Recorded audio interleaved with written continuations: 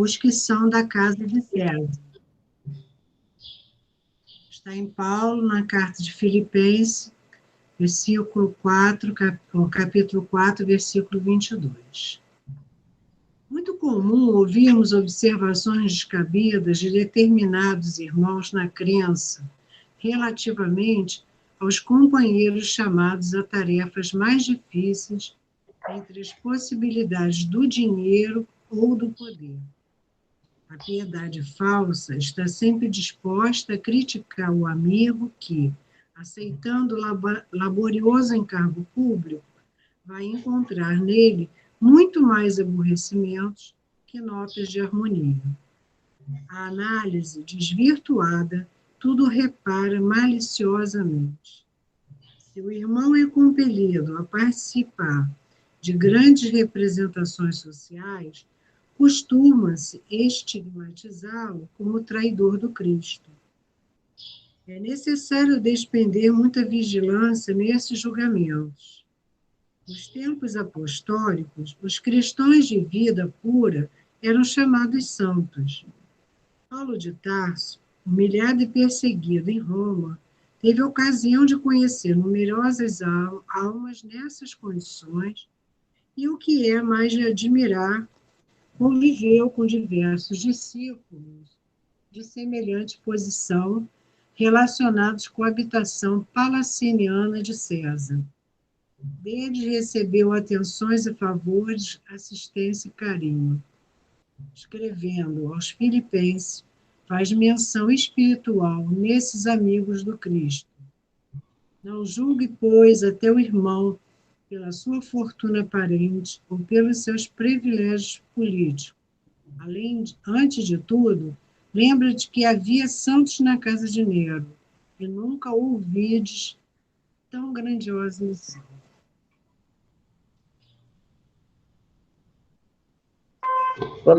A Deolina vai fazer a prece, depois você comenta, tá, Ana?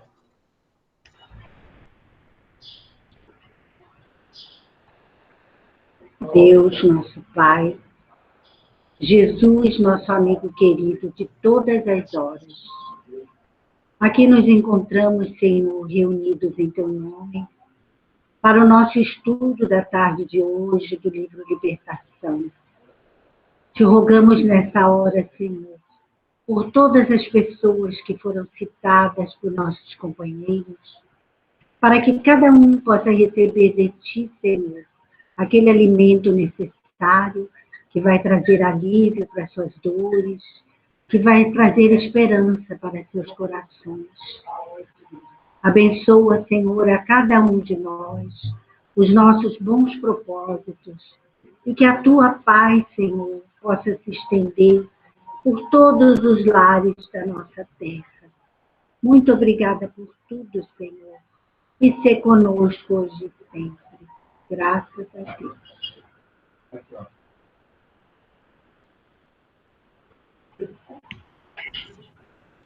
Pode comentar, tá, Ana? Eu achei, como a Sandra mesmo já tinha falado, a página é difícil. Portanto, eu vou pedir ajuda aos universitários, porque eu só tirei aqui sobre a gente julgar as pessoas que estão em posições, né, no momento, privilegiadas. Mas, assim, eu não peguei muito bem a essência da página. Portanto, eu vou deixar para os universitários ajudarem aí, tá? Alguém gostaria de fazer algum comentário da leitura da mensagem? Eu lembrei da minha mãe, essa mensagem, que quando a gente era pequena, né, ela sempre falava que fulano é tão bom, parece um santo, né? Acho que todos nós já ouvimos essas expressões, né? Quando a pessoa é muito boa, que a pessoa que faz caridade, que a minha mãe falava, fulano é um santo, né?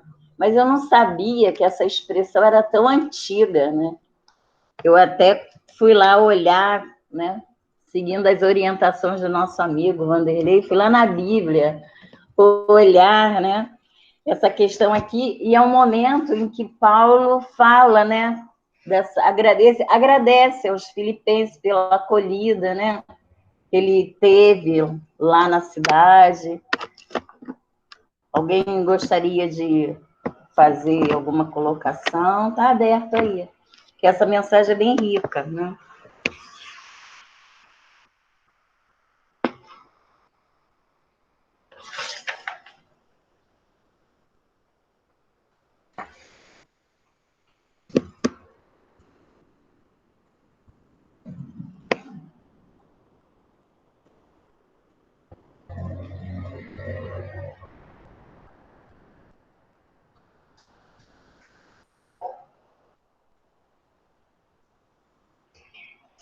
Aqui Emmanuel diz que Paulo de Tarso, humilhado e perseguido em Roma, teve ocasião de conhecer numerosas almas nessas condições.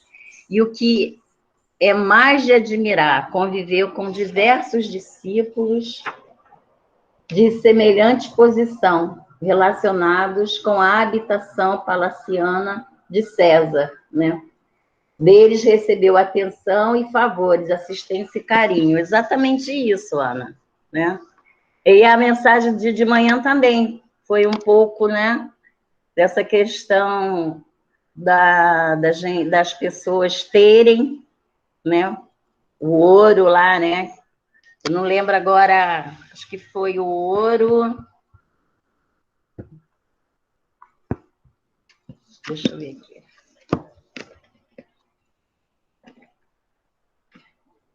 Não lembro agora. Ouro intransferível. Ouro intransferível. Intransferível.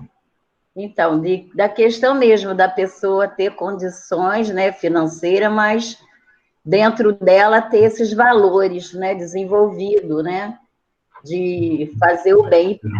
Para Paulo, né, isso foi muito claro, né, lá quando ele foi recebido. Ô, Luzia, eu estava lendo aqui. Sim. E estava vendo aqui. Se o irmão é compelido a participar de grandes representações sociais, costuma-se estigmatizá-lo como traidor do Cristo. E eu acho que tem tudo a ver com a mensagem da manhã.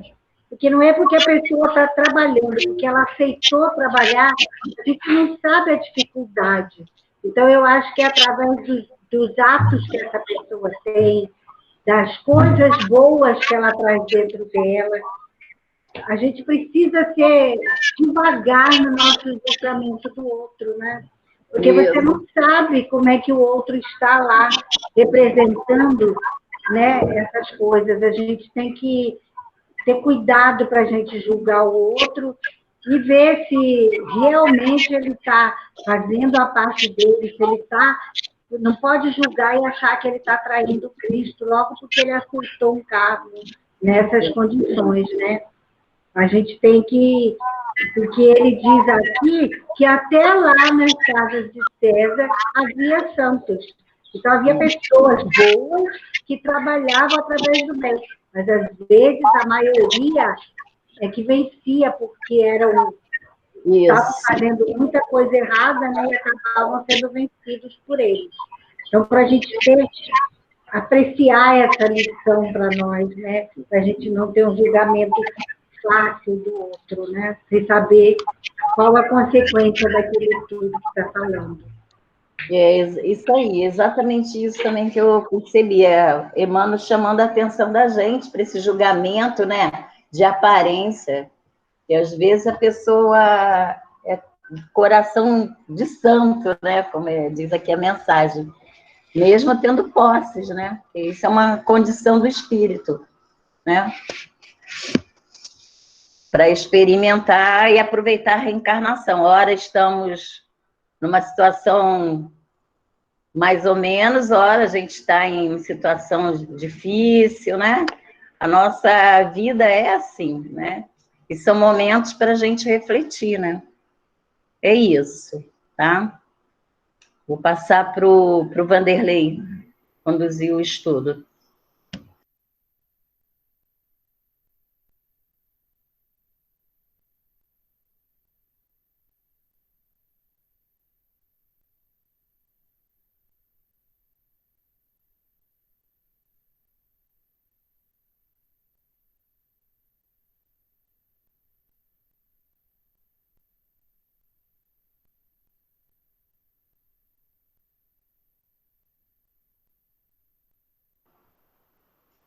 Seu microfone está fechado, Vanderlei. Vamos para o capítulo... Vai ler os créditos, né? Tem uma parte em cima, antes desse, não tem? Ah, tem sim, tem sim.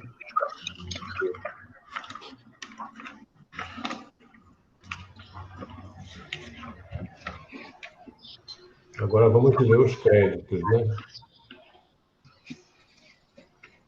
Xavier Francisco Cândido, Caminho, Verdade e Vida, pelo Espírito Emmanuel, 27ª edição, Rio de Janeiro, FEB, julho de 2006. Nós estudamos hoje o capítulo 75, Na Casa de César. E Xavier Francisco Cândido, Libertação, pelo Espírito André Luiz, 31ª edição, Rio de Janeiro, FEB, julho de 2008, capítulo 12, Missão de Amor, e capítulo 13, Convocação Familiar. Então, podemos abrir o capítulo 12. É quase no final. A gente vai começar antes. Vou começar ali no... A desditosa mulher silenciou.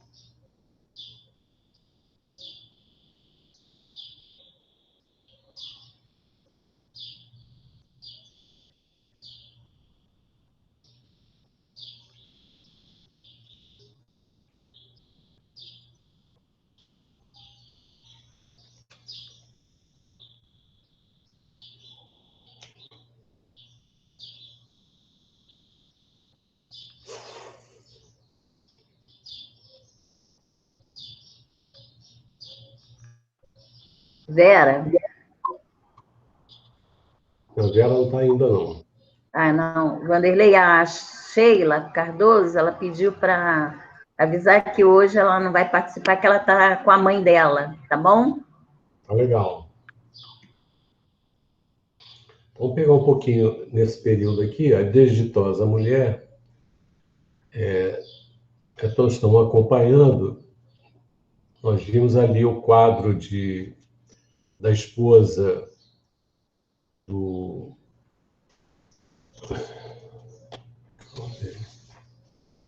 Saldanha, né? Que já tinha morrido, e a esposa e a nora dele, que tinha se suicidado, que estavam obsidiando, embora amando, né, o Jorge, o filho, mas estavam num processo terrível. E o Gúbio conseguiu separar as duas mulheres do filho. E aí vamos pegar esse trechinho aí para a gente falar. A desditosa mulher silenciou soluçante, enquanto o sogro enxugava as lágrimas que as observações generosas de Gúbio lhe haviam arrancado. Foi então que Iracema se declarou exausta e suplicou a dádiva de um leito. Nosso orientador convidou Saldanha a se pronunciar. Se Jorge melhorara, ambas as senhoras desencarnadas exigiam socorro urgente. Não seria lícito abandoná-las àquele clima de desintegração das melhores energias morais. Pode virar.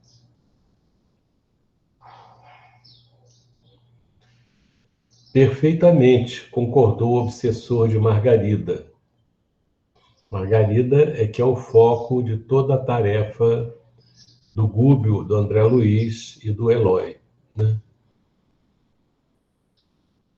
Concordou o obsessor de Margarida sob intensa modificação. Conheço os celerados que aqui se reúnem. E agora que Iracema e Irene tornaram a consciência que lhes é própria, preocupa-me a gravidade do assunto.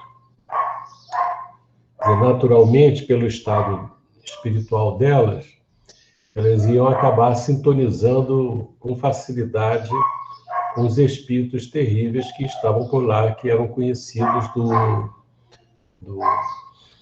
Saldanha, né? Nosso dirigente explicou-lhe que poderíamos abrigá-las numa organização socorrista não distante, mas para levarmos a efeito semelhante medida, não poderíamos olvidar-lhe a permissão. Eu gostaria de comentar um pouquinho isso aqui. Essa organização socorrista vê como os espíritos utilizam recursos para atender os espíritos em desequilíbrio que estão nessa próxima Terra, né, a crosta terrestre. Eles podem utilizar uma organização no mundo espiritual, né, um posto avançado no mundo espiritual, ou podem lançar mão de uma casa espírita que ofereça condições para isso, né? A gente lembra os médiuns que têm evidência na nossa reunião mediúnica. A Deolinda faz referência à existência de uma enfermagem muito longa, né? Hein? Uma enfermaria. Uma enfermaria. Vera chegou aqui e já está me botando nos eixos aqui. É muito legal.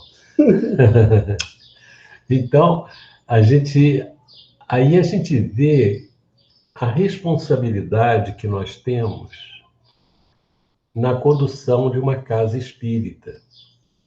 Na condução só não, na participação de uma casa espírita. Para atender espíritos dessa natureza, nessas condições, nós precisamos oferecer condições fluídicas adequadas para que eles possam ser beneficiados, não propriamente por nós, mas pelos espíritos benfeitores que nos orientam e que socorrem as pessoas nesse estado. Então, a gente observa que é de grande, fundamental importância que nós estejamos atentos às orientações que os espíritos dão. Não necessariamente orientações específicas para nós, para o nosso caso propriamente, mas as orientações que, de um modo geral, os espíritos colocam. Bezerra de Menezes, né? Sobre a ambiência espiritual na casa espírita e os cuidados que nós precisamos ter para que nós sejamos reconhecidos como cooperadores do mundo espiritual mais elevado, no atendimento às necessidades alheias. Então, é um ponto que a gente queria destacar aqui. Então, o Saldanha aceitou contente e agradeceu desapontado. O nosso dirigente explicou-lhe que poderíamos abrigá-la numa organização socorrista não distante, mas para levarmos a efeito semelhante medida, não poderíamos olvidar-lhe a permissão. Olha só que bonito, né? Ele conversa com Saldanha e valoriza o Saldanha ali. Não é um teatro que ele está fazendo. Ele está que realmente precisa dele permitir, dele querer, né? Dele estar com vontade. Se ele não quiser, como é que vai ser, né? Não dá para cooperar. É interessante que Jesus, quando era pedido, encontrava as pessoas necessitadas, ele perguntava, né? O que queres que eu faça? Uma pessoa que eu veja, Senhor. Então, você crê que eu posso fazer você ver, né? Se a pessoa não crê, se a pessoa não quer, não tem como, né? Então, os espíritos respeitam muito as nossas decisões, não é isso? Então, Nós não podemos pensar assim, eu faço o que eu bem entendo porque eu sei que os espíritos estão tomando conta. Não é assim. Não funciona. Isso, o espiritismo não diz isso. Isso são as pessoas que dizem isso. Não, não tem importância não, porque vai tudo dar certo, os espíritos estão aí, tomam conta, mas eu posso fazer minha bagunça, posso pensar coisa errada, posso fazer coisa errada, né? Não, nós temos que dar a cooperação, né? Aí o Saldanha aceitou contente e agradeceu desapontado. Quer dizer, ele estava assim, constrangido positivamente, né? Porque o Gúbio ficou evidente para ele a superioridade espiritual do Gúbio. E o Gúbio estava pedindo a ele a permissão para fazer, né? Ele não estava dando uma de chefia, né? Não estava. Sentia-se estimulado ao bem através da palavra cordial de nosso orientador e revelava-se disposto a não perder o mínimo ensejo de corresponder-lhe à dedicação fraterna. Eu achei isso daqui muito bom, porque ele se dispôs a cooperar em função da dedicação, da demonstração de amor, de afeto que o Gúbio demonstrou, né? Que ele fez. Isso, quer dizer, assim como o ódio gera o ódio, a pessoa que quer se vingar, encontra, ele alimenta um inimigo, o espírito que quer construir alguma coisa positiva faz dessa forma, faz o bem. Que o bem tem um poder muito grande de envolver a pessoa, de despertar na pessoa os recursos do bem que a pessoa tem, né? Isso aí é uma coisa muito importante para a nossa vida. Então, se nós tivermos dentro do lar, ou em qualquer situação, um clima difícil de resolver, é muito importante que a gente procure não apenas argumentar, que às vezes não é o argumento que resolve, mas é a postura da pessoa no fazer o bem que resolve. A gente sempre lembramos do caso do Paulo de Tarso e do Estevão. Paulo de Tarso massacrou o Estevão até a morte. E o Estevão devolveu para Paulo de Tarso, na época Saulo, a compreensão, a confiança de que ele futuramente seria um grande trabalhador de Jesus quando ele compreendesse. Isso daí mexeu profundamente no coração de Paulo, embora ele reagisse contra ele. Na verdade, não como uma... Não, o Estevão não fazia isso, nem Jesus, nem a orientação de Jesus como uma técnica para conquistar a pessoa. Não é assim. É uma coisa verdadeira que sai da pessoa para fazer o bem. Não é um negócio assim de envolvimento para conquistar a pessoa. Não é. É uma coisa espontânea, natural, que brota de um coração que já aprendeu a amar. Então, a gente vê aqui mais um resultado desse estado.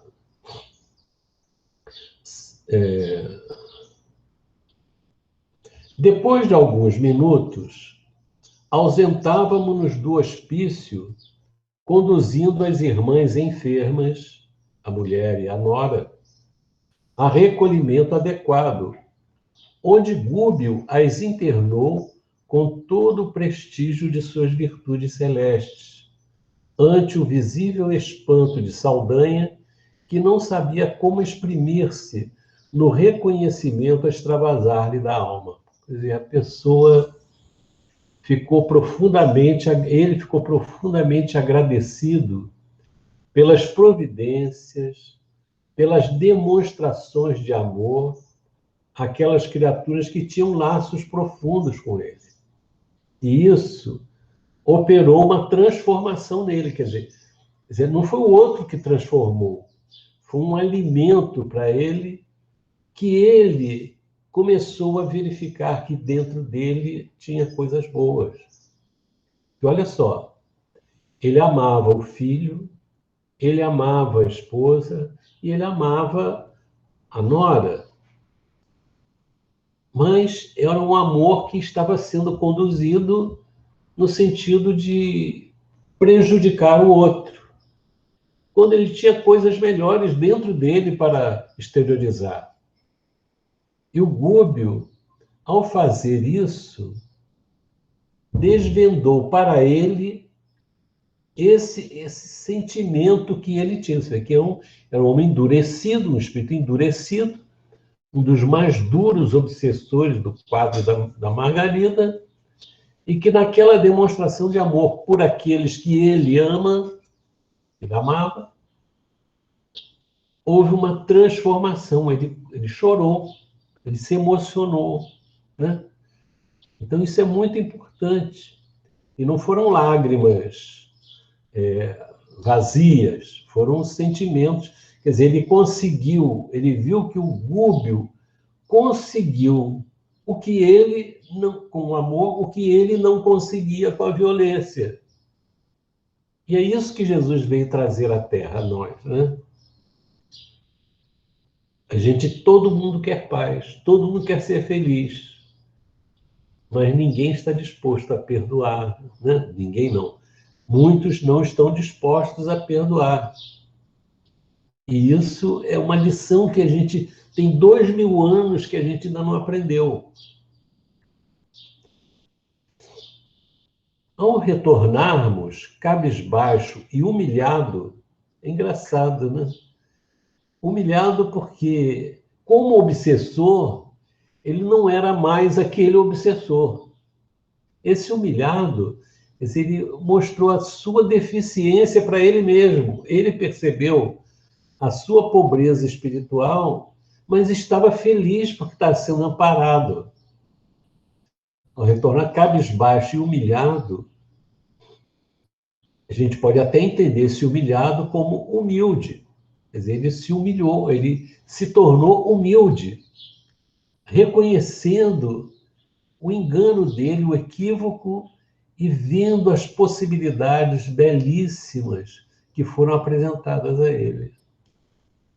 O perseguidor de Margarida perguntou timidamente quais eram as armas justas num serviço de salvação, ao que o nosso orientador retrucou atenciosamente. Em todos os lugares, um grande amor pode socorrer o amor menor, dilatando-lhe as fronteiras e impelindo-o para o alto. E em toda parte, a grande fé vitoriosa e sublime pode auxiliar a fé pequenina e vacilante, arrebatando-a às culminâncias da vida. Saldanha não voltou à palavra e fizemos a maior parte do caminho em significativo silêncio. Olha, essa história é emocionante. Não existe coisa mais bonita do que a transformação de uma alma. Não existe. A pessoa começar a se ver e ver as suas próprias deficiências e se abrir para acolher os ensinamentos superiores, que a rigor não devia ter nenhuma novidade para ele, porque Jesus ensinou isso: perdoar os inimigos, amar os inimigos, amar a Deus, amar ao próximo. Ele devia saber isso. Todos nós sabemos Agora, alguma coisa mexer no coração da criatura é fundamental, né? Vamos então, com isso, alguém quer fazer algum comentário? Eu adoraria.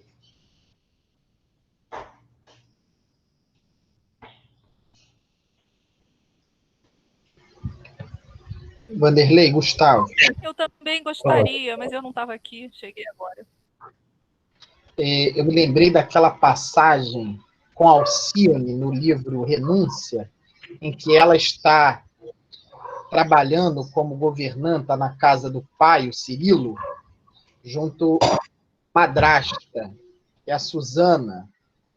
E há um dia em que alguns funcionários faltaram e a Susana não gostava da Alcione e ela coloca a Alcione para lavar as coisas, lavar as roupas, alguma coisa assim. E a filha do casal, que é a Beatriz, irmã por parte de pai da Alcione, que gostava da Alcione, vê aquela situação e vai reclamar com o pai vai brigar com a Susana. Quando a Alcione vê a situação, a Beatriz está reclamando, não, a mamãe botou a Alcione para fazer esse tipo de trabalho e tal, aí a Alcione falou, não, ela não colocou, não. Eu que me prontifiquei a fazer, quando eu soube da falta do pessoal. E aí, longe, como você falou, de qualquer questão técnica, né? É uma alma que realmente amava, né? A partir desse momento, a Susana conseguiu retirar aquelas barreiras que impediam que a Alcione chegasse, né? Caso semelhante aconteceu agora com o Saldanha e o Gúbio. Bacana isso. É. Sandra quer falar? É a Sandra? Não, eu quero que vocês falem para eu entender, porque eu não estava aqui, eu tive que sair.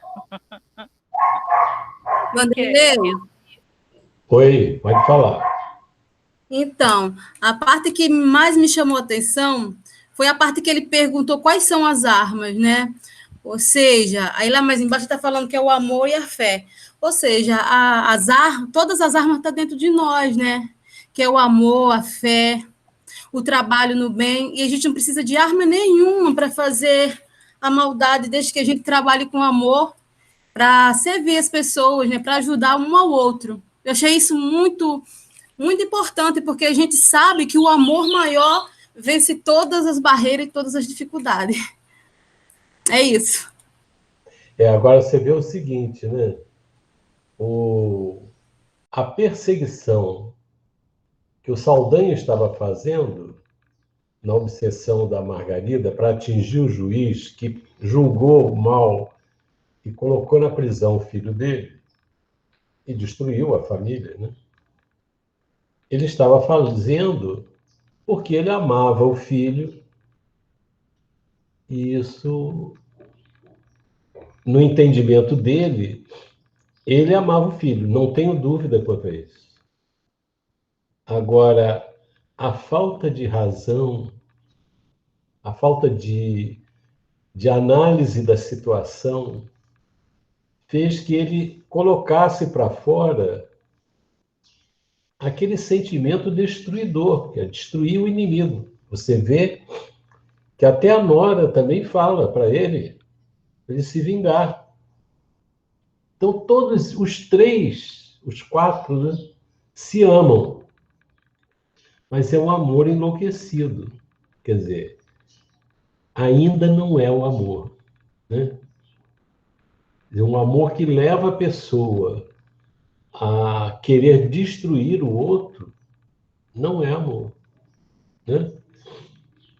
Então, o Gúbio, quando ele pergunta quais são as armas, que as armas que ele conhecia eram as armas da obsessão, né? Da hipnose, da levar a pessoa, a tortura da pessoa ao extremo. E aí o Gúbio fala o quê? Um grande amor pode socorrer o amor menor. Quer dizer, nesse caso aí, O Gúbio foi um grande amor que socorreu o outro, né? Agora, ele também, na hora que ele começa a despertar, ele pode buscar ser esse grande amor para socorrer o amor menor, que são aqueles ligados a ele. Então, a vida, quer dizer, Deus é perfeito, né? É impressionante como está tudo interligado. Deus nos interliga a todos, né? Estamos todos interligados. E para nós subirmos, nós temos que dar as mãos àqueles que estão abaixo de nós. Então, a lei de Deus não é a competição para ver quem é melhor, quem é o maior. Por isso que Jesus falou, o maior é aquele que mais serve. E é isso mesmo. Então, aquele que tem mais condições, ele tem que olhar para baixo para levantar quem está embaixo. Quando ele faz isso, ele cresce. É perfeito. No mundo, qual é a mensagem que a gente tem? A ideia é, eu quero subir, então eu quero conhecer quem está em cima. Quem está embaixo não quero nem saber. São invisíveis para mim, né? É isso que o pessoal diz. Então, a camada da população que é invisível. Não, não é invisível. Tem um grupo que é cego. Que invisível só os espíritos, e mesmo assim nem tão invisíveis assim. Então a pessoa tem que olhar para baixo, que às vezes embaixo tem coisas muito melhores do que nós. Ô, Vanderlei, mas às Sim, vezes o amor de baixo vem da própria família, pessoas agregadas da família que também que estão bem embaixo, né? E que precisa desse grande amor também para mudanças. exatamente. Então, o amor maior, quem amar mais, vai socorrer o amor menor. Aquele que mais ama, socorre o que menos ama ainda. Porque a pessoa vai conhecer o amor, antes da pessoa conhecer o amor dentro de si, ela vai conhecer o amor dos outros, né? Vanderlei, Sim, pode falar? pode. É, tudo isso que a gente tem visto, né, da observação do Saldanha em relação a toda essa ajuda, esse envolvimento tão bonito, né, do Gúbio aos familiares dele, e ele vai observando e vai refletindo, né, a gente percebe quando o André fala aqui, né, sentia-se estimulado ao bem, né, que chegou uma hora que ele não tinha mais onde correr, tinha que, depois de tanto trabalho do Gúbio, de amor, né, aquelas pessoas tão queridas para o Saldanha, ele foi estimulado, né, ao bem. Eu achei isso muito lindo, através da palavra cordial de nosso orientador, e revelava-se disposto a não perder o mínimo ensejo de corresponder-lhe à dedicação fraterna, né? Então, ele estava ali sugando, né, do Gúbio, todo aquele trabalho, né, que ele estava fazendo ali com aquelas pessoas dele, né? Achei isso lindo demais também. Muito bom, muito bom. Tá O fudido. Vanderlei, Oi. eu estava me lembrando de uma mensagem desse mesmo livro, Caminho, Caminhos de Vida Eterna, que Caminho, o Emmanuel caminho. fala que para nós usarmos a misericórdia que Jesus já usou conosco, né? É, muito bom. Bem lembrado. Vamos lá, então. Ô, Sandra, Sim. ô, Gustavo, deixa eu ver. Gustavo tá nervoso. Né, Gustavo? Vanderlei, Oi. Valéria. agora a gente tem a pergunta da Ângela, né? Que ela deixou. Ela está aí, Ângela?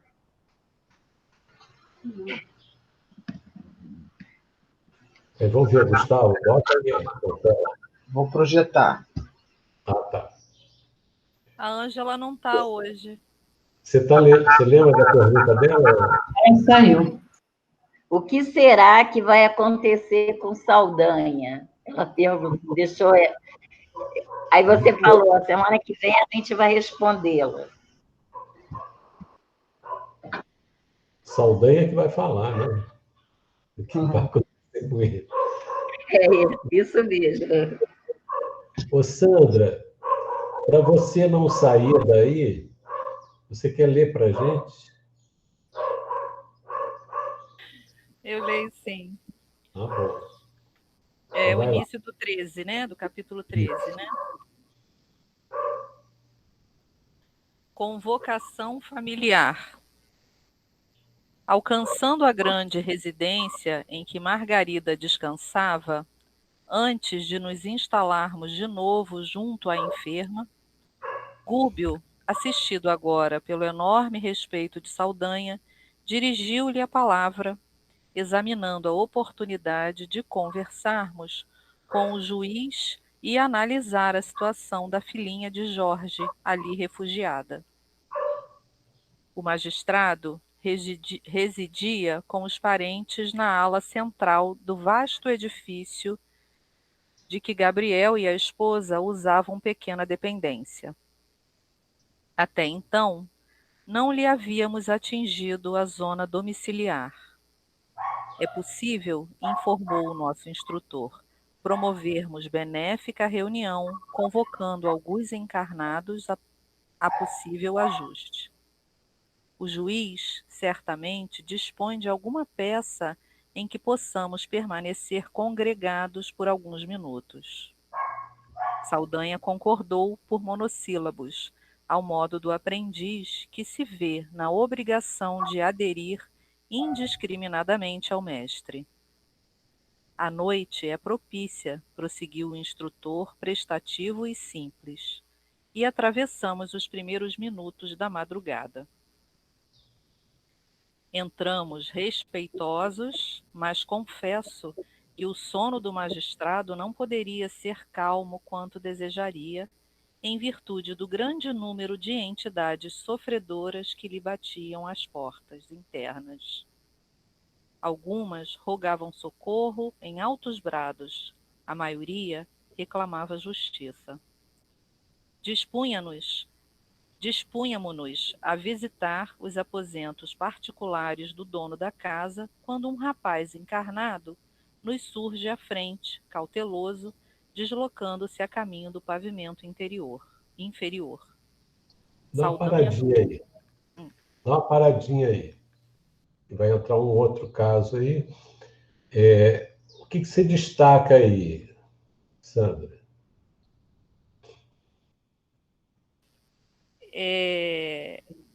Me chamou a atenção aqui a quantidade, né, que ele comenta aqui a quantidade de almas sofredoras, de entidades sofredoras que estavam, né, naquele ambiente, né, pedindo socorro em altos brados, né?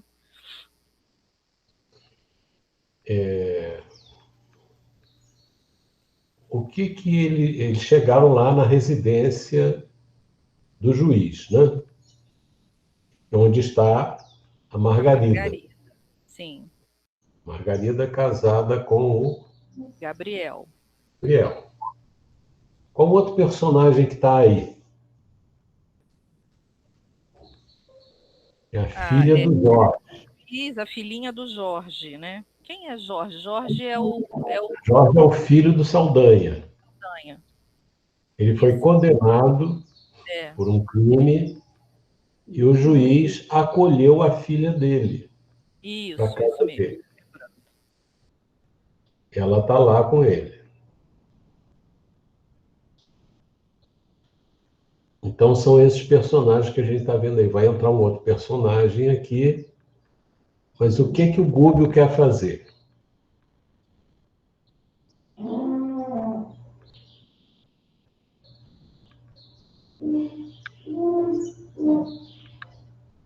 O Gúbio quer fazer uma reunião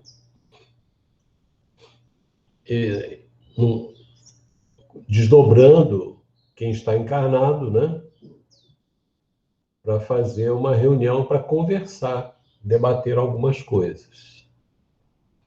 Então, Interessante também é a postura do Saldanha, né? Que ele ali não tem mais como lutar contra, né? Então ele diz aqui que ele se vê na obrigação de aderir indiscriminadamente ao mestre, né? Ele já reconheceu que o outro sabe o que fazer. Ele não sabe. Oi, pode falar.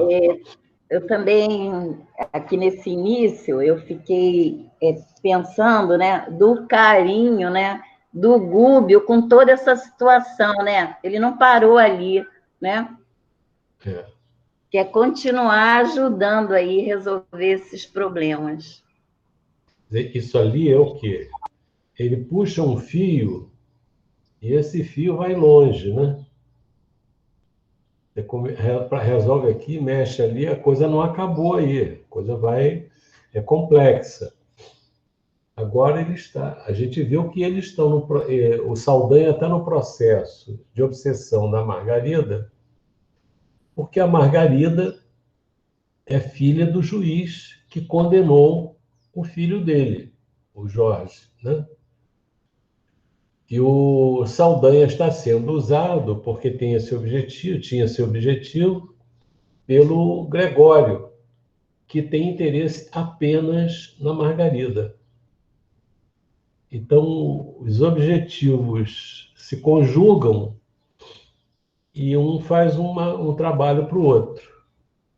Também entrou em cena o Gúbio, com uma visão... Vanderlei, eu não entendi. Desculpa, só rapidinho. Por que qual é a relação da Margarida com esse juiz? A Margarida é filha do juiz. Ah, sim. Então, o Gregório tem interesse na Margarida. Ele ama a Margarida. Eles têm problemas lá do passado. Ele quer desencarnar a Margarida para ficar perto dela. E o Gúbio também, né, Vanderlei? Mas vamos por partes, né? Então, o Gregório quer desencarnar a Margarida. Então, ele, em vez de fazer isso pessoalmente, ele faz através de pessoas que têm algum interesse. Então, ele descobriu que o Saldanha tem um problema com o juiz. Ele deve ter ido até procurar o Gregório para juntar gente para ele se vingar do juiz. Bom. O Vanderlei, sim. Nesse ponto ainda, o Saldanha já sabe que essa menina está sendo acolhida pelo juiz, a neta dele, né, que é filha do Jorge, né? O Saldanha já sabe que a neta está sob os cuidados do juiz? Sabe, ele já sabe. Já foi dito antes que ela está lá. A gente vai ver, tem mais coisa aí que vai aparecer, né? Então, o Saldanha agora ele perdeu a função dele, né? Não porque tenha sido tomada dele, ele verificou que o caminho melhor é outro. Ele o interesse dele mudou, né? O interesse em beneficiar a família, né? O interesse dele era prejudicar o juiz, se vingar do juiz. Mas o interesse mesmo dele era o filho, né?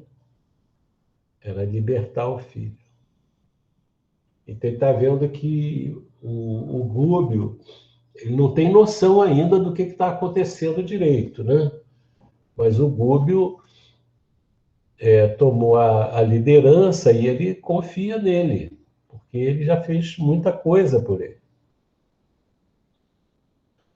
Então, o magistrado residia com os parentes na ala central do vasto edifício e o Gabriel e a esposa usavam pequena dependência. Bom, aí ele disse, o Gúbio, o que ele quer? Que ele queria promover benéfica reunião, convocando alguns encarnados a possível ajuste. Então, ele vai fazer uma reunião, desdobrando alguns encarnados para conversar ali com ele, né?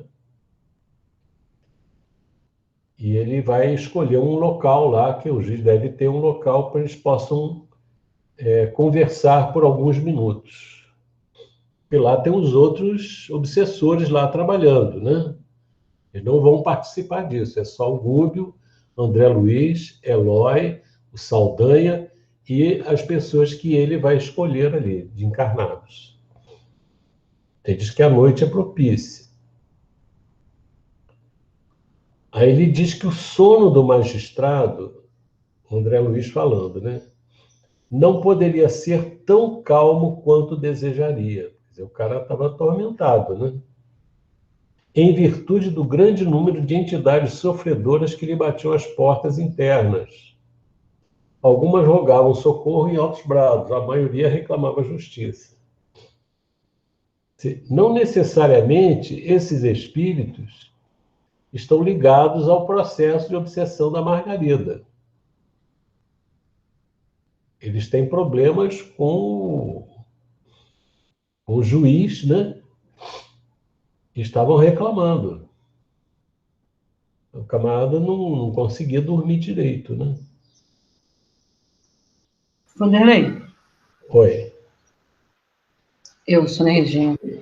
Eu fiquei vendo aqui, observando esse trechinho aqui, e o sono do juiz, a gente vê que tudo que se faz tem uma consequência, né? E você vê que ele não tinha um sono tranquilo, porque as pessoas estavam buscando ele para obter as necessidades delas. Eu fiquei pensando que a gente não precisa julgar as pessoas, porque os próprios atos das pessoas as condenam. Porque, em casa, aqui é o juiz, mas se a gente estender para as outras profissões e os outros atos das pessoas na vida, né? Aí eu estou falando de maneira geral, em termos de governos, de políticos, de donos de hospitais, enfim, todas as suas atitudes ou não atitudes traz consequência. Eu me despertou por conta disso aqui, que as pessoas batiam as portas deles lá, rogando altos brados. Eu imagino o sono dessas pessoas que não cumprem com os seus deveres. Não vão estar em paz, não vão estar tranquilas. Quer dizer, elas precisam de prece, né? É isso que eu fiquei pensando. De nossa parte não precisa... Acho que está bem ao encontro da página de hoje.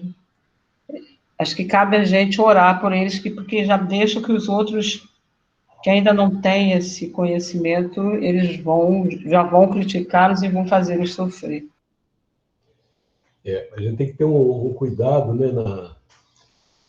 Que o povo costuma dizer assim, né? Não, eu perdoei, né? Mas Deus vai cuidar dele, né? Ele poderia dizer assim, não, eu não vou nem me meter com ele não, porque já tem uma turma que vai atrás dele por mim, né? Quer dizer, essa é uma outra atitude. A atitude do Gúbio é que é fundamental. Ele não está condenando o juiz, né?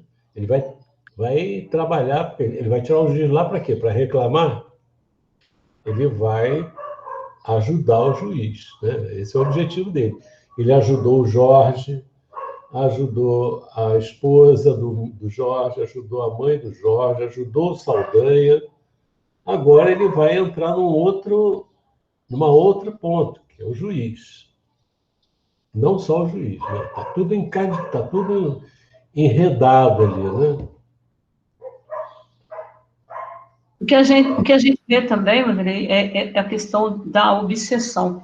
Que às vezes a pessoa pensa que é fácil fazer um trabalho de desobsessão e os espíritos vão lá e resolvem tudo. Mas a gente vê um emaranhado, um intrincado, que não é tão simples assim você fazer um trabalho de desobsessão e resolver o problema da pessoa. Porque às vezes a gente vê a pessoa assim, muito ingênua, né? Não, bota lá o nome da reunião mediúnica, lá os espíritos vão resolver, vão ajudar. Até quer, mas pelo que eu vejo aqui, não é assim tão simples. Porque até para ajudar, eu fiquei percebendo na atitude do Gúbio, até para ajudar, você não pode violentar, violentar o outro. Você vai fazendo um trabalho de esclarecimento e vai ganhando também a adesão daqueles para poder auxiliar, porque isso tudo é por conta da Margarida, mas olha a rede de espíritos que eles estão parando para auxiliar até chegar lá na Margarida. Então, às vezes a pessoa pensa que, botou o nome na reunião mediúnica, fez a reunião, resolveu o problema, aí quando não resolve, de pronto, imediato, a pessoa diz, mas então esse centro não deve ser bom, né? Porque eu já pedi e o problema não resolveu. Quer dizer, quando você desconhece esse trabalho, é interessante esse trabalho que mostra para a gente o emaranhado e o quão complexo é você fazer um atendimento de desobsessão. Não é tão simples assim. Porque se a gente olhar, os obsessores têm as suas razões. Os obsidiados têm as suas razões. Se ninguém abrir mão dessas razões para um nível superior, nada é possível fazer. Ninguém consegue fazer o outro, obrigar o outro a perdoar, né? A pessoa... Agora, o que a gente pode fazer é ir trabalhando para sensibilizar a pessoa para isso, né? Para esse perdão. Então, vamos lá.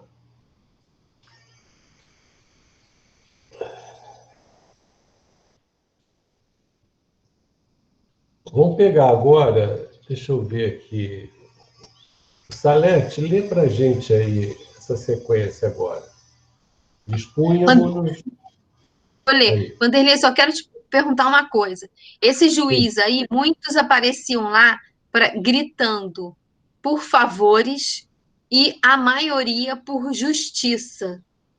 Aí fiquei pensando, esse juiz tinha dificuldades, tanto é que colocou lá o Jorge em situações difíceis porque acabou cedendo à influência, à pressão por interesses e fez vista grossa e botou a culpa no Jorge, né? Julgou mal, né? Agora, vamos supor que se fosse uma pessoa cumpridor de seus deveres, será que ele também se defrontaria com essa situação no momento do desdobramento? Depende da pessoa, né? Que às vezes nós somos cumpridores dos nossos deveres, mas nós somos muito indignados, né? Pelos nossos direitos. E a gente vai ver que essas coisas não estão restritas a uma vida. Estão vendo assim emaranhado aqui, mas esse emaranhado tem ligações com vidas passadas também. A gente vai ver isso aí. Entendeu? Entendi. Então, vamos lá. Dispunhamos, né? Não. Aí. Tá. Dispunhamos-nos a visitar os aposentos particulares do dono da casa, quando um rapaz encarnado nos surge à frente, cauteloso, deslocando-se a caminho do pavimento inferior. Saldanha tocou de leve o braço de Gúbio e notificou: este é Alencar, irmão de Margarida e perseguidor de minha neta. Vejamo-lo, exclamou interpelado, alterando-nos a direção. Seguimos o jovem, que nem de longe conseguiria registrar-nos a presença, e observamos que, após descer alguns degraus, se postava à entrada de compartimento modesto, tentando forçá-la. Em torno, inalava-se-lhe o hálito viciado, percebendo-se que o jovem procedia de grandes libações. Todas as noites, comentou Saldanha preocupado, procura abusar de nossa pobre menina. Não tem o mínimo respeito a si mesmo. Reparando a resistência de Lia, estende os processos de perseguição com ameaças diversas, e acredito que, se ainda não atingiu os fins indignos... Cadê? Aqui.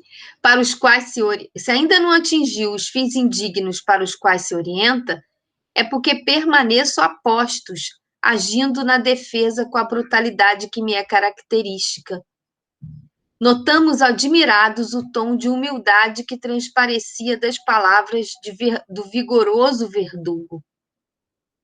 Saldanha ressurgia visceralmente transfigurado. A consideração que dispensava a Gúbio dava-nos conhecimento da súbita transformação que nele se operara. Mostrava compreensão e doçura nos gestos reverentes. Anda aí, Sônia. Por favor. Ouvindo, nosso orientador, sem qualquer alarde de superioridade, concordou. Efetivamente, Saldanha, este rapaz se revela possuído de forças degradantes e precisa colaboração enérgica que o auxilie a buscar higiene mental. Em seguida, atentamente, ministrou-lhe passes magnéticos nos órgãos visuais. Escoados alguns minutos, Alencar retirou-se algo cambaleante para a câmara de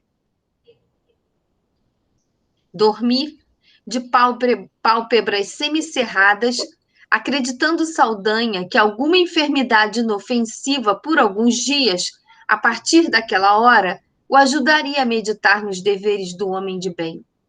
O obsidente de Margarita demonstrava indisfarçável contentamento. Logo após, em companhia de nosso devotado orientador, passamos ao apartamento privado do juiz. O magistrado se mantinha de corpo repousado sobre o colchão macio, mostrando, contudo, a mente inquieta, flagelada. Tá bom, Salete. Tá, e vai começar outra coisa. Olha, é impressionante como você vê esse rapaz que estava tentando forçar a porta lá da menina, né, que é a neta do Saldanha, a filha do Jorge, estava sendo protegida pelo obsessor, né? Pelo Saldanha, que era avô dela. Lembrei até da Ivone, quando orava pelos traficantes, pegava no jornal, né, os criminosos, e um deles apareceu na reunião mediúnica e perguntou lá se ela precisasse de alguma coisa, né, que ele estava ali agradecendo as preces. Quer dizer, a gente... Na verdade, Deus permitia que o avô, que fazia mal por um lado, que a menina fosse protegida pelo avô, né? Eu nunca ia imaginar isso, um obsessor protegendo Ele era ruim num lugar e era bom no outro. Interessante isso, essa curva de Gauss, né? Quer dizer, uma hora a pessoa pode, de repente, passar para a banda boa se tiver uma visão mais alargada da vida, né? E depois também eu achei muito interessante quando o Gúbio dá essa... Não, tem razão, esse rapaz, vamos passar, ele tem que despertar, né? Ele tem que vamos deixar ele com uma doença por uns dias para ele perceber. Olha que coisa, que maneira de educar. O Gúbio ficou feliz da vida com aquela atitude de novo. Outra coisa que ele resolveu, que o Gúbio resolveu para ele, né? Resolveu com amor. Não, tem razão, né? Vamos fazer ele ficar com uma doença para ele refletir, temporária, para ele pensar aí nos deveres que ele tem como homem, de homem de bem. isso aí vai fazendo uma costura, né? Vai vai tocando o Saldanha, vai fazendo ele pensar, vai convidando silenciosamente o Saldanha a trabalhar como em outra direção, né? Na direção do bem, né? Eu achei interessante ele falar assim, né? Agindo na defesa com a brutalidade que lhe é característica. Quer dizer, ele já está numa autovisão. Você lembra do Memórias de um Suicida? Quando eles vão tirar também a Margaridinha.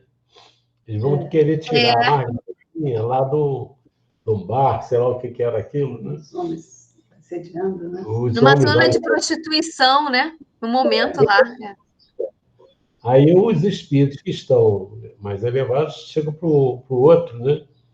Falam assim, nós precisamos tirar ela daí.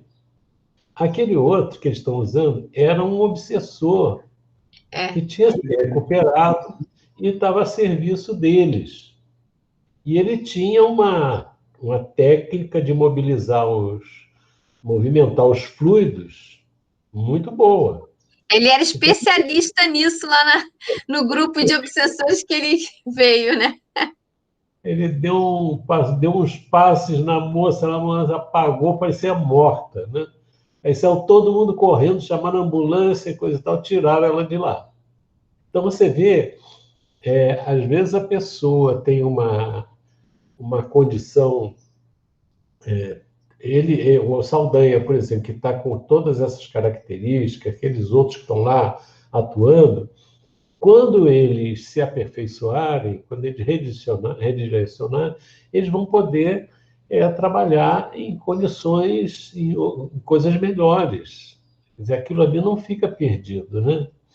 Mas utiliza para o bem. Você vê que o próprio Gúbio, né, deu um jeitinho no rapaz, né? Deu lá um toquezinho especial. Agora... Aí pode falar. Termina aí, Vanderlei, termina. Então, a gente lembra aquela pergunta 459, né, do Livro dos Espíritos. Influem os espíritos em nossas vidas muito mais do que imaginamos, a ponto de nos conduzir. A gente está vendo um exemplo disso aí, né? É isso aí. Mas fala agora, Salete.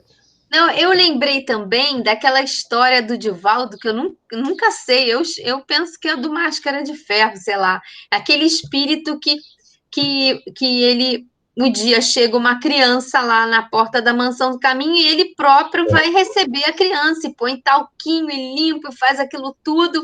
E ele dizia que todo dia, alguns anos, ele sentia aquela presença difícil, né, perto dele, que já estava até acostumado. E no dia que essa menina, ele próprio vai receber esse bebê, ele questiona se ele vai fazer o que com essa criança. Vou fazer o que eu faço com todas as outras, vou registrar, vou cuidar, vou amparar aqui, ela vai ser cuidada. Você tem certeza? Então eu não vou mais poder ficar aqui, porque ela é a minha mãe, né? Então, quer dizer, eu fico achando que, de repente...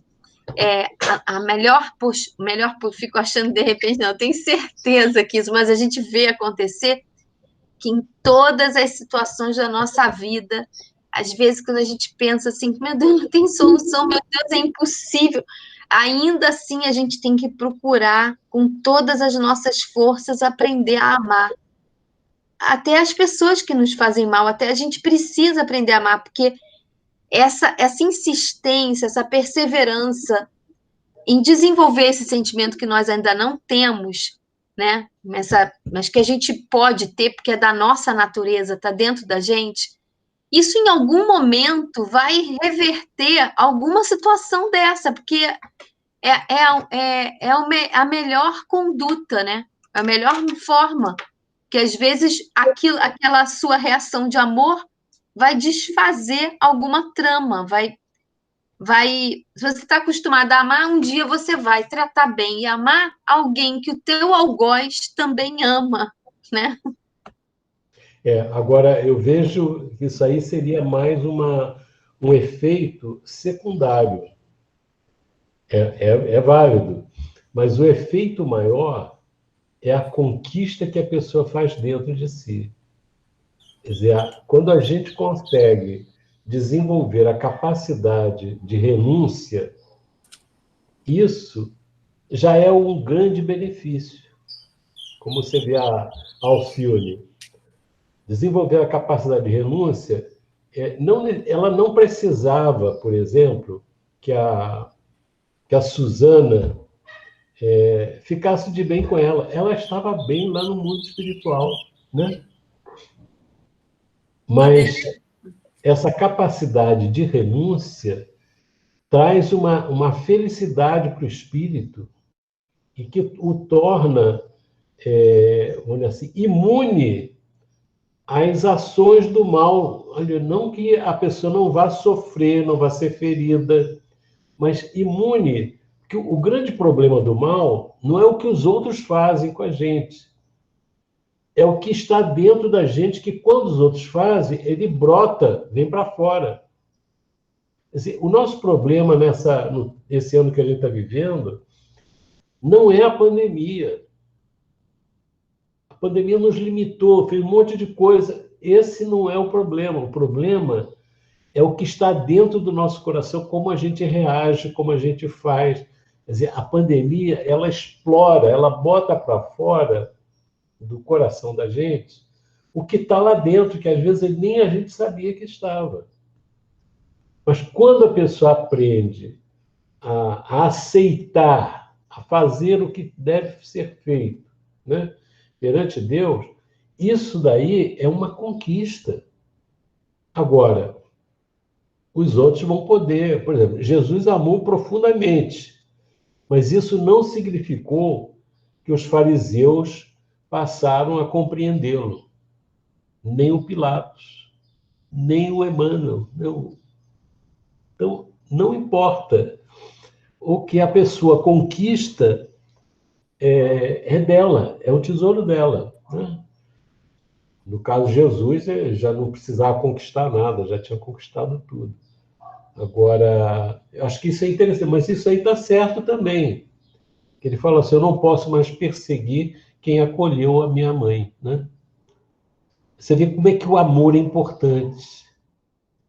Um obsessor terrível abre mão da perseguição em nome do amor de uma mãe que foi socorrida pelo outro.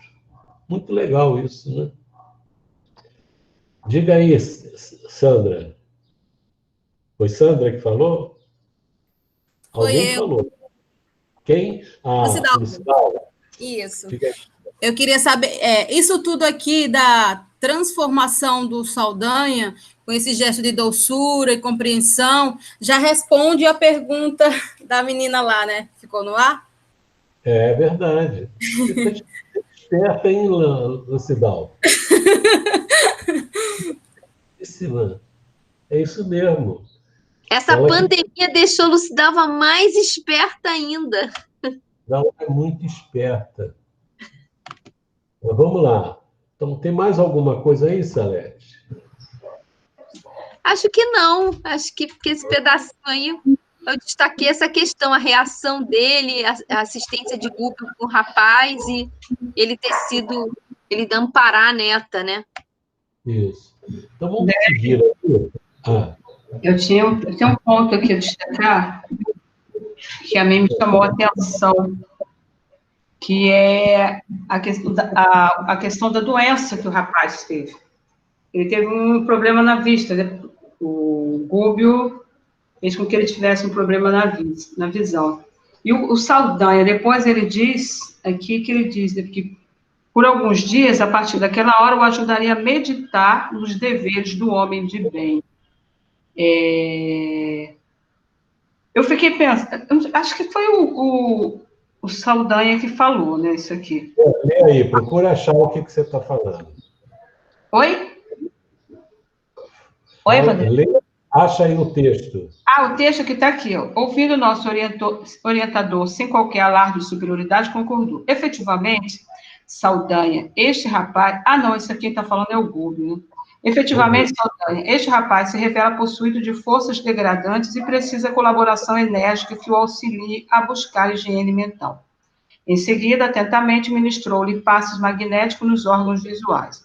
Escoados alguns minutos, Alencar retirou-se algo cambaleante para a câmara de dormir de pálpebras semicerradas, acreditando Saldanha que alguma enfermidade inofensiva por alguns dias, a partir daquela hora, o ajudaria a meditar nos deveres do homem de bem. Então, quer dizer, no caso, foi o Saldanha mesmo que fala. O que me trouxe a atenção aqui de reflexão... Gustavo, levanta o texto aí para a gente ver. Gustavo? Escoados. Vou procurar aí escoados, que é o ponto... Só puxa para cima. Eu não gosto de falar puxa para cima, que o pessoal entende sempre o contrário. Escoado. Alguns minutos, aí retirou-se, vai. Isso aí.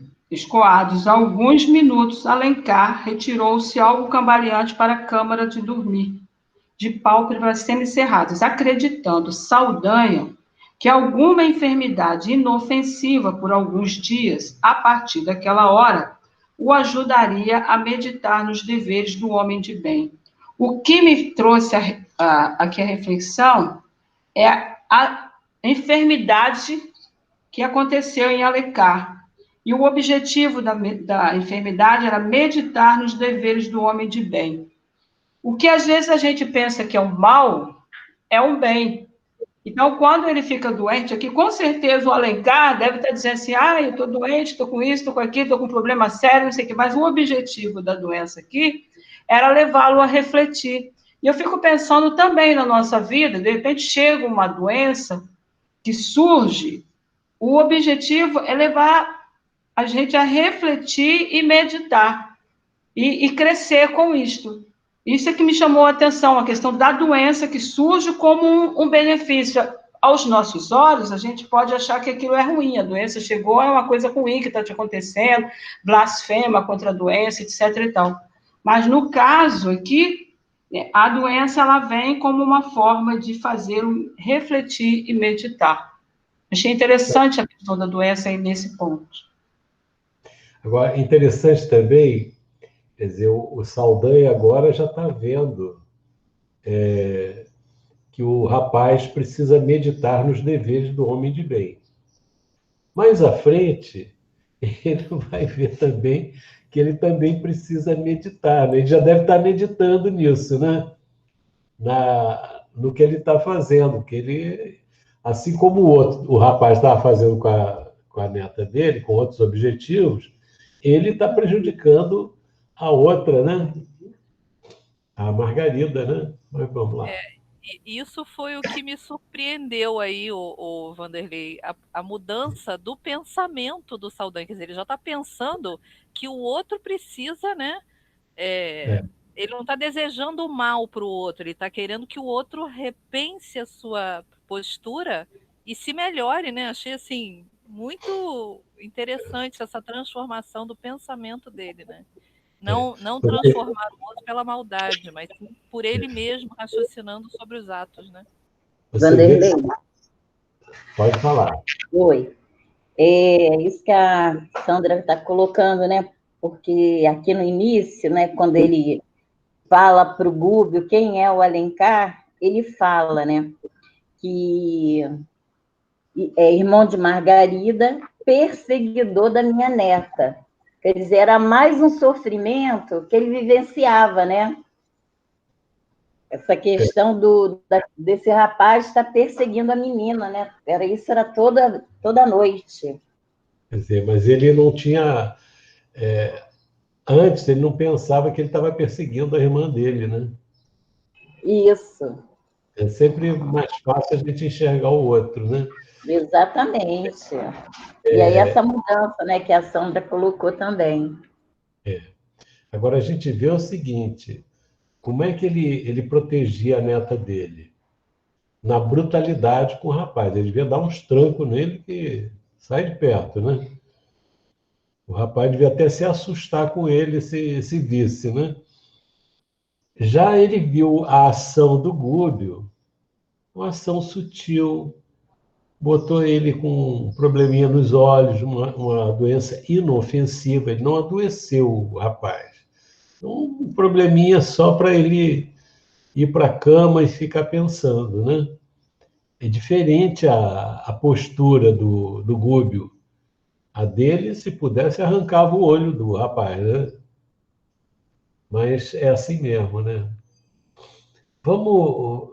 Como é que está aí a... Ih, rapaz. 4 minutos. 4 minutos. Eu estou doido para entrar nessa parte da conversa com o que vem por aí. Mas vamos pelo menos ler um pedacinho. Vou pedir ao autor do livro para ler um pedaço para a gente. Viu, André? Pode ser? Com certeza. Vamos lá. É logo após, né? É. Logo após, em companhia de nosso derrotado orientador, passamos ao apartamento privado do juiz. O magistrado se mantinha de corpo repousado sobre o colchão macio, mostrando, contudo, a mente inquieta, flagelada. Permiti o Gúbio que eu lhe tocasse a fronte, auscultando dos pensamentos mais profundos.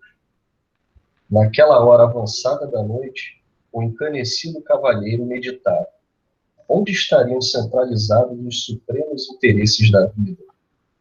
Onde a ambicionada paz espiritual que não conquistara em mais de meio século de experiência ativa na Terra? Porque arquivava no coração os mesmos sonhos e necessidades do homem de 15 anos, quando ultrapassara já os 60. Crescera, estudara, casara-se. Só subindo aqui, né? Todas as lutas, no fundo, não lhe haviam modificado a personalidade. Conquistara os títulos que assinalam no mundo os sacerdotes do direito, e por centenas de vezes envergara a toga para julgar processos difíceis. Proferira sentenças inúmeras e tivera nas mãos, sob o próprio desígnio, a destinação de muitos lares e de coletividades inteiras.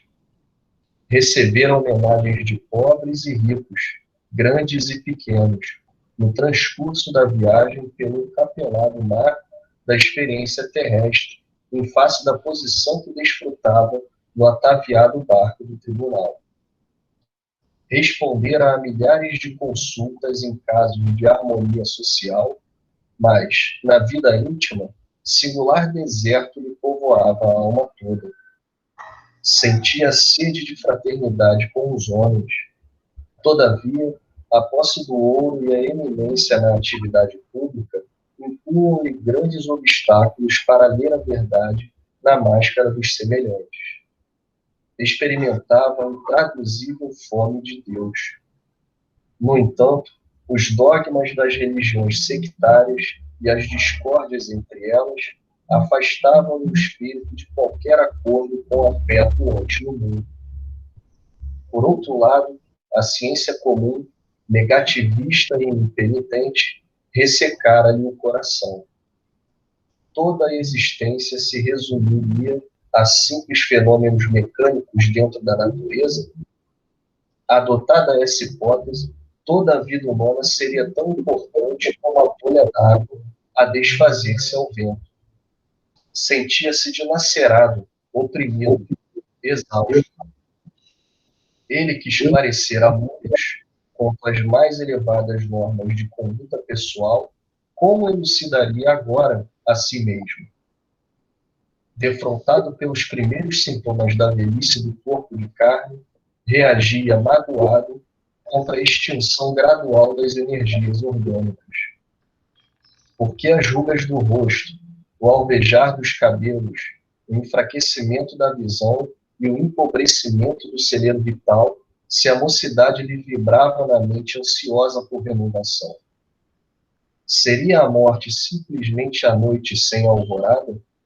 Que misterioso poder dispunha assim da vida humana, conduzindo-a a objetivos inesperados e ocultos? Retirei a destra, percebendo que o respeitável funcionário tinha os olhos úmidos.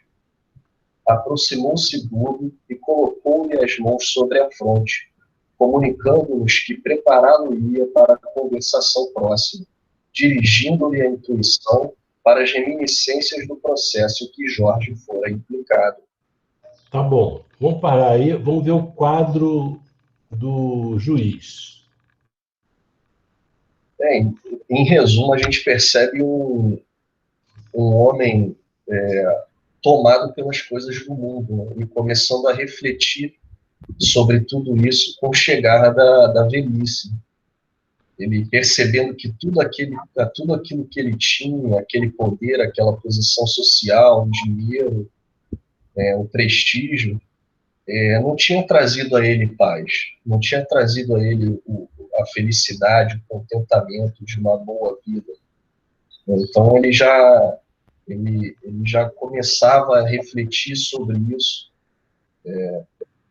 justamente pensando onde estaria a paz, né? Ele tinha tudo que o mundo poderia dar, se podemos dizer assim, mas sentia esse vazio imenso, não conseguindo entender onde ele conseguiria ter isso, né? Eu acho que a maioria das pessoas passam por isso, né, nos dias de hoje, independente da posição, né? Ele é o tipo de pessoa que as pessoas invejam, né? Que as pessoas dizem assim, né? Tem tudo para ser feliz, queria ter a sua vida, né? E às vezes a pessoa investe. A gente lembra muito lá de um dos livros do André Luiz, que um espírito diz para o André Luiz que um diploma para o mundo espiritual é uma licença para servir. Então, no caso do juiz, então, é uma coisa... É muito poder, né? O juiz na Terra, ele tem muito poder. Essa colocação, né, Vanderlei, que está aparecendo aí no meio, experimentava intraduzível fome de Deus. Isso daí a profissão não dá. Agora, o bom uso da profissão pode dar. Ele está lidando com o destino das pessoas, né? Ele pode ser um instrumento de Deus ali. Mas é um quadro interessante. Isso é importante. Eu sempre penso isso em termos da educação dos filhos. As pessoas, às vezes, pensam que a tarefa dos pais está resolvida quando os filhos se formam e estão em condições de ter um bom emprego, não sei o quê, coisa e tal, está resolvido. Não, isso não deixa de ter importância. Eu não tiro a importância disso. Mas o mais importante não é isso. O mais importante é esse cultivo dentro da alma do serviço a Deus. Essa postura, né? Então, isso é muito importante. Então, eu acho que alguém quer comentar alguma coisa, porque o nosso tempo já esgotou.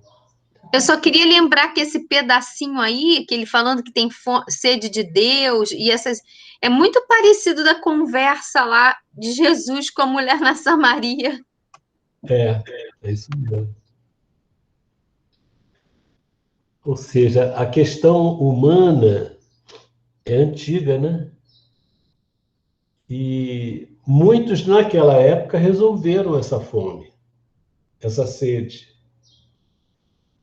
E a grande maioria continua com fome e com sede. Só percebe isso no momento como desse caso aqui. Quer dizer, a idade chega, está com uma dedicação ao trabalho de muitos anos, teve o destino das pessoas nas mãos, tomou decisões, fez muita coisa e não está bem, né? Eu lembro estou relendo agora há 2000 anos. Então, estou lendo lá a conversa do Publio Lentulus com o Flamínio, né? ele dizendo que ele teve um sonho e que ele viu, ele era do Senado também, ele viu as ações jurídicas dele, as decisões que arrasaram com a vida de muita gente. Então, às vezes, a gente pede o poder e a gente até conquista o poder. Ou melhor, o poder conquista a gente, né? E quando a pessoa conquista o poder, ela faz bem, né? E é difícil isso, é difícil. Então, a gente não deve buscar além das nossas possibilidades, né? Quer dizer, deve se preparar. A coisa chega, a pessoa vai, né? Mas é isso aí. Então, nós ficamos apresentados ao juiz.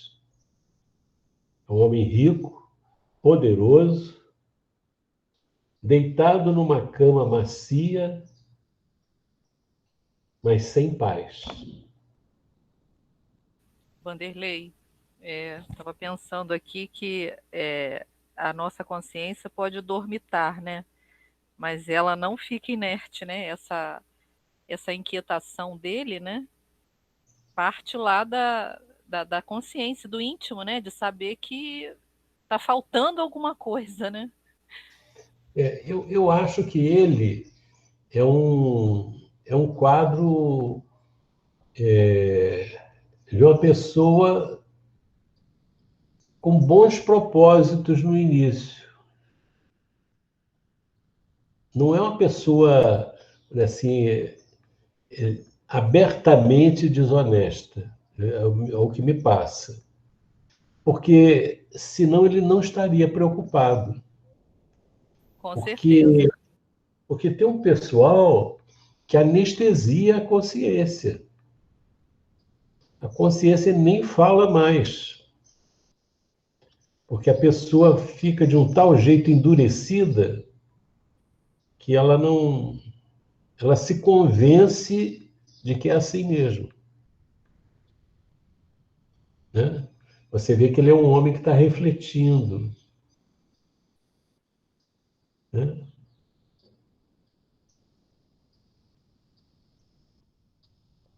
Ele está procurando onde estariam centralizados os supremos interesses da vida. Onde é ambicionada a paz espiritual que não conquistara em mais de meio século de experiência ativa na Terra. Quer dizer, a pessoa já está concluindo isso é muito bom. Concluir isso enquanto está no corpo físico. Porque perceber isso depois que morre não é horrível. Né? E é interessante que à medida que a gente vai lendo, vai refletindo, a gente vai descobrindo, né, a necessidade de renovação. É o que ele está fazendo aí. Né? Muito bom, muito bom. Então, o nosso juiz aí. Então, entrou o juiz, entrou o filho do juiz, né? Vamos ver o que vai acontecer daí. O que será que vai acontecer com o juiz?